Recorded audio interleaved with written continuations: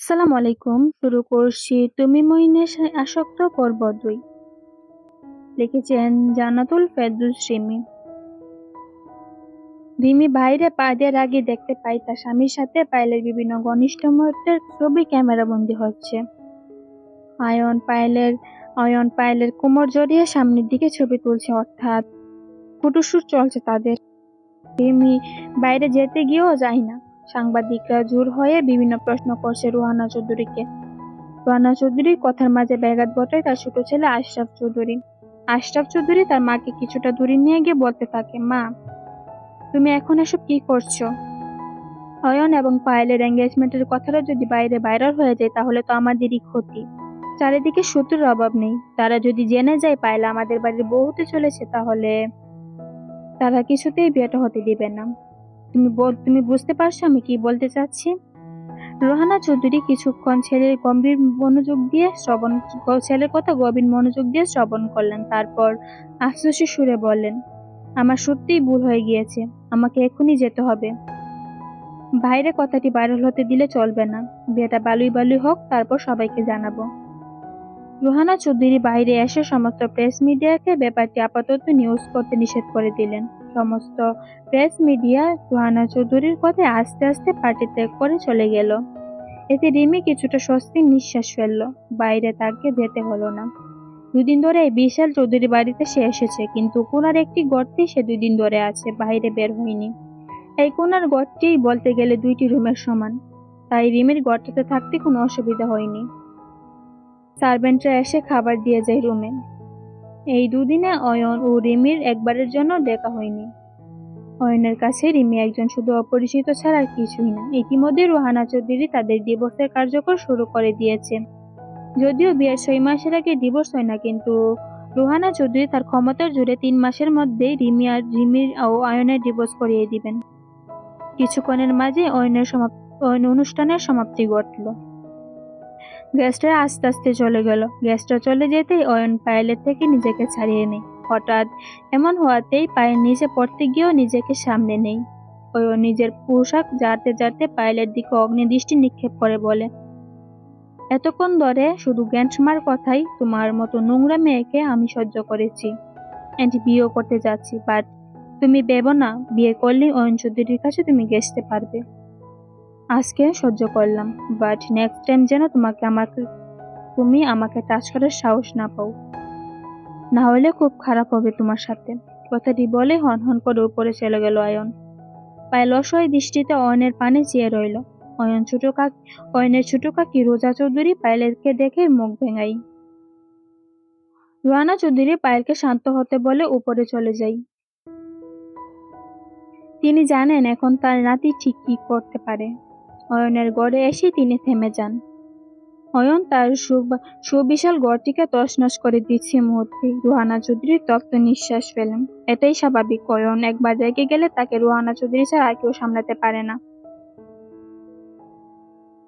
সেদিন রোহানা চৌধুরীর কথাই বিয়ে করলেও অফিসে গিয়ে জিনিসপত্র ভেঙে ফেলেছেন। ২ জন গার্ড যদি আয়নকে ধরতে নিলে রাগের মাথায় ২ জনের গার্ডের পায়ে গুলি করে দিয়েছে। এতটুকুটা ভয়ঙ্কর রাগ তার। যদিও আয়নের ভয়ঙ্কর রাগের সাথে এখন অব্দি পরিচয় হয়নি রিমি। রোহানা চৌধুরী এগিয়ে এসে আয়নকে শান্ত করার প্রচেষ্টা করে বিছানায় বসাই। আয়ন রাগে ফুসফুস করছে, তপ্ত নিঃশ্বাস ফেলছে, ক্ষিপ্ত স্বরে বলে, আই সুয়ার গ্যান্ডমা, ওই নোংরা মেয়ে যদি আবার আমাকে টাচ করে আমি জাস্ট ওকে মেরে ফেলবো। আর সবাই কি বলা বলি করছে, ওই মেয়ে নাকি আমার এক্স গার্লফ্রেন্ড। Like seriously? তুমিও জানো আমিও জানি ওই মেয়েটার সাথে আমার কোনো রিলেশন ছিল না। ও নিজেই মিডিয়াতে এসব আজগুবির কথা ছড়িয়েছে।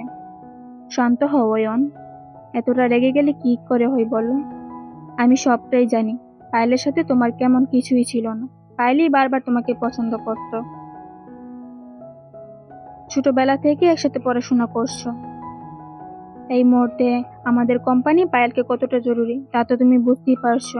আমাদের কোম্পানি এখন উন্নতির শীর্ষে।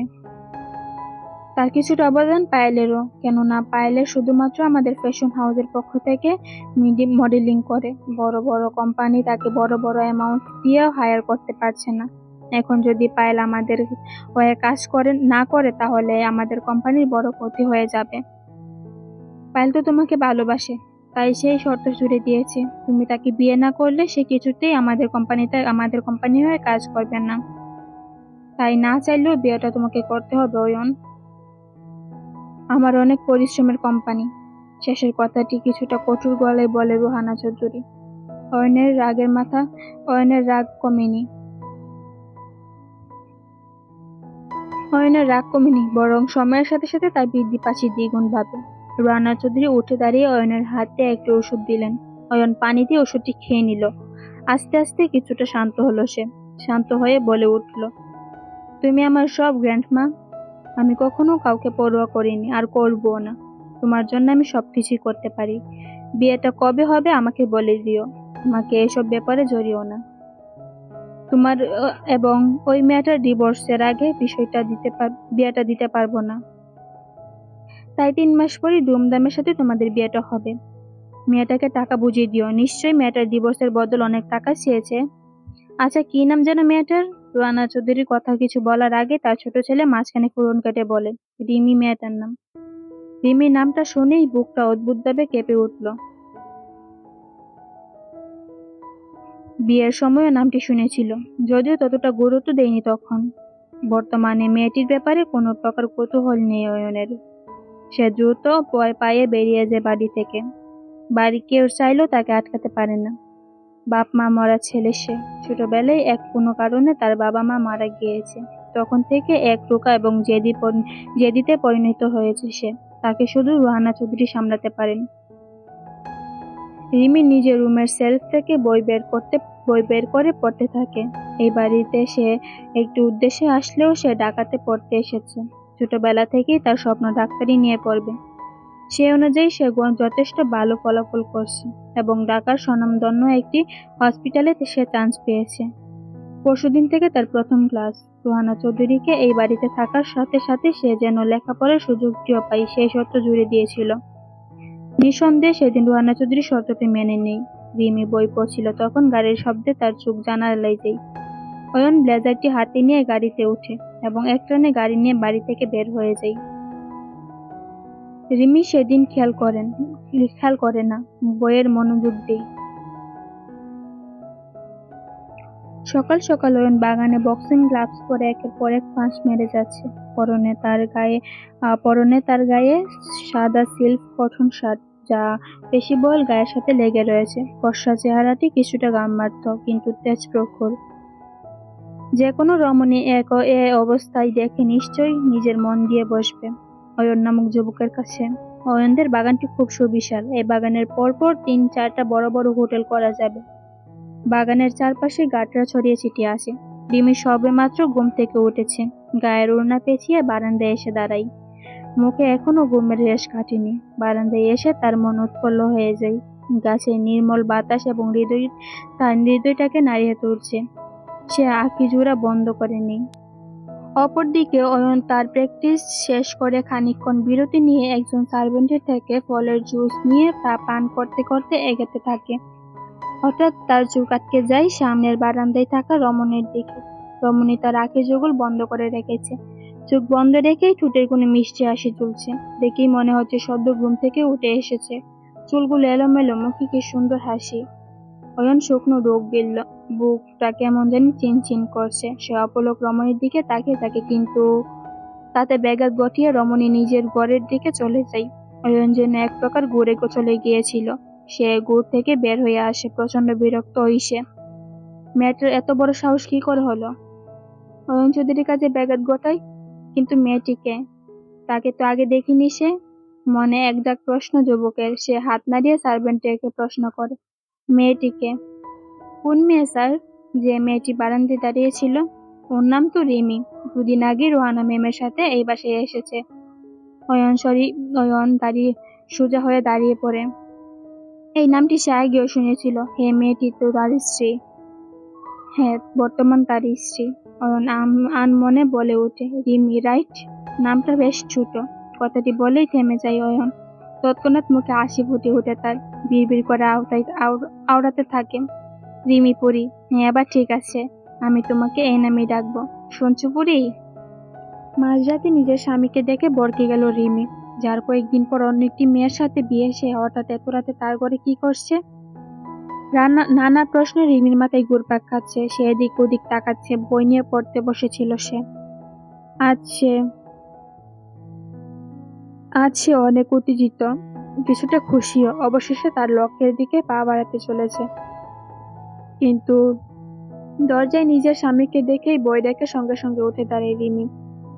অয়ন সাদা ব্লেজার গায়ে জড়িয়ে টুলো টুলো পায়ে রিমির দিকে এগিয়ে আসছে।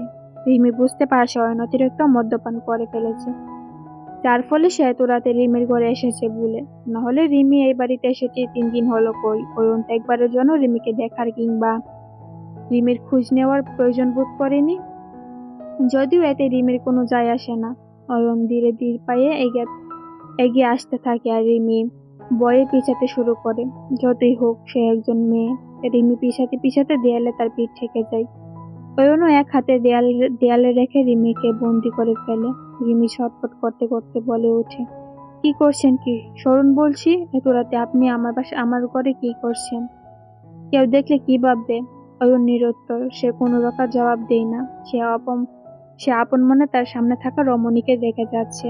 সকালে সার্ভেন্টের কাছ থেকে সে রিমির কথা শোনার পর রিমিকে এক পলক দেখার লোভ সামলাতে পারেনি সে। অয়ন খুব ভালো করেই দেখতে পাই তার সামনে থাকা রমণীর মুখশ্রীতে স্পষ্ট বই। কেউ বই পেলেও যে তাকে এতটা স্নিগ্ধ লাগে সে আগে জানতো না অয়ন। ভীত চেহারায় রমণী এদিক সেদিক তাকাচ্ছে। যুবক আরেকটু এগিয়ে গিয়ে নরম গলায় বলল, বই পেলে যদি তোমাকে এতটা স্নিগ্ধ লাগে তবে আমি তোমাকে প্রতিবার বই দেখাবো। রিমি একদফা বরকে যায় অয়নের কথাই। লোকটা বলছি কি? অয়ন রিমির কাছাকাছি এসে বলে, তুমি আমার ওয়াইফ, রাইট? কিছুদিনের জন্য হলেও তুমি মিসেস অয়ন চৌধুরী। সেই কিছুদিনে অয়ন চৌধুরীকে দেখতে চলে এলাম এত রাতে। আমি কিন্তু ড্রিঙ্ক করে বলে আর চলে আসিনি। অয়ন চৌধুরী ড্রিঙ্কটাকে কন্ট্রোল করতে পারে। কোনো নেশা তাকে নেশাগ্রস্ত করতে পারে না। রিমি কিছু বলে না, শুধু পিট করে চেয়ে থাকে অয়নের পানে। অয়নের মতিগতি বোঝার চেষ্টা করছে সে, কিন্তু সে ব্যর্থ। কিছুতেই বুঝতে পারল না। অয়ন এবার দীর্ঘ গলায় বলে, পরের চেয়েও অধিক সুন্দর তুমি। আমি তোমায় রিমি পরি বলে ডাকবো। অয়নের কথাটি শুনে রুমির চোখ বড় বড় হয়ে যায়। অয়ন বলছেটা কি? সে কঠোর গলায় বলে, আমি কি পড়ি নাকি তাদের মতো উঠতে পারি? আমাকে কেন রিমি পরি বলে ডাকবেন?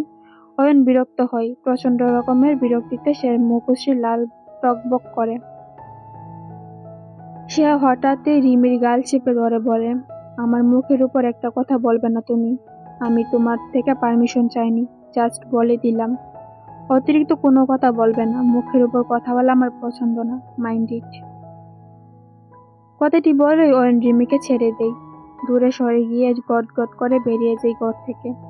রিমির গালে হাত দিয়ে অয়ন সামনে দাঁড়িয়ে দেখে গালে 5 আঙ্গুলের ছাপ পড়ে গিয়েছে।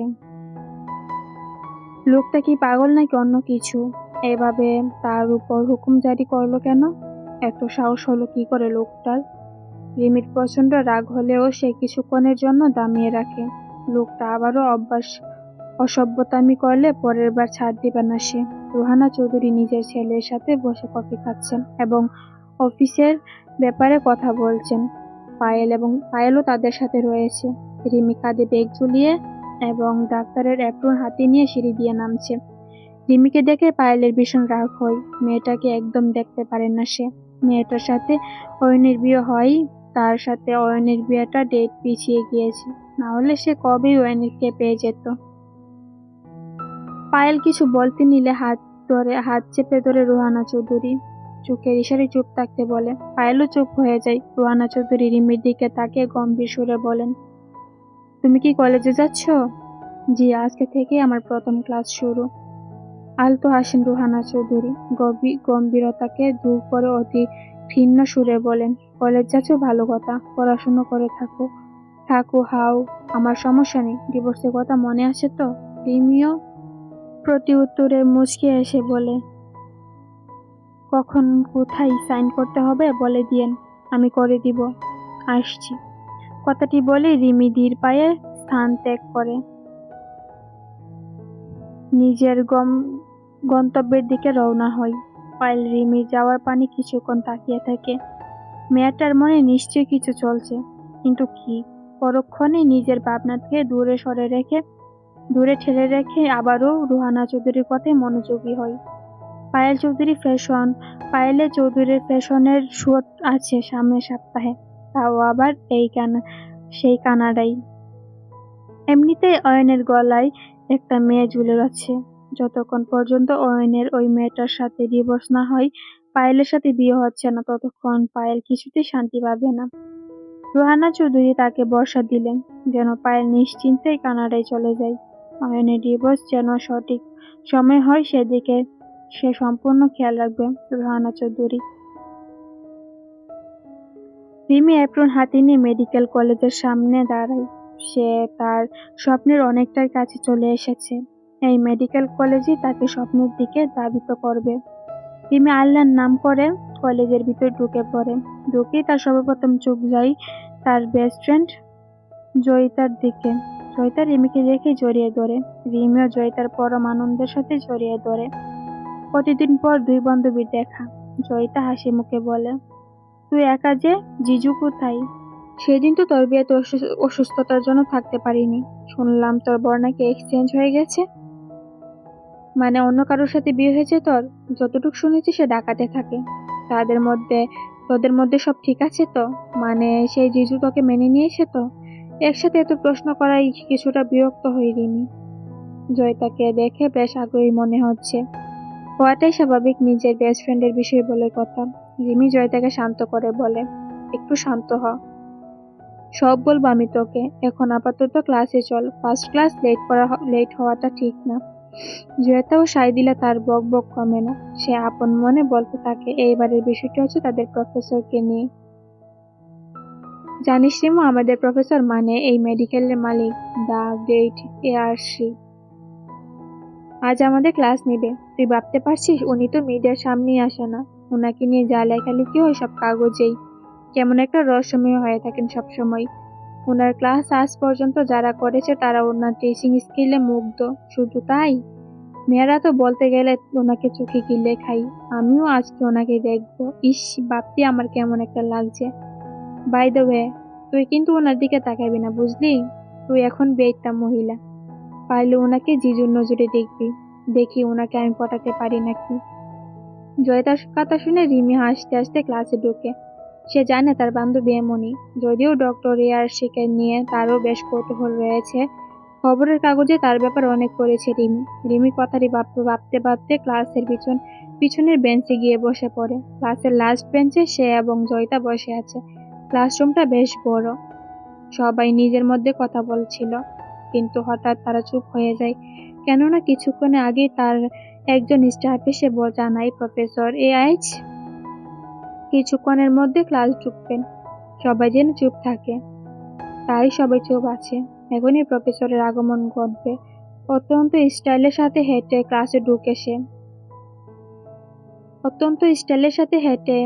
সে ক্লাসে ঢুকে।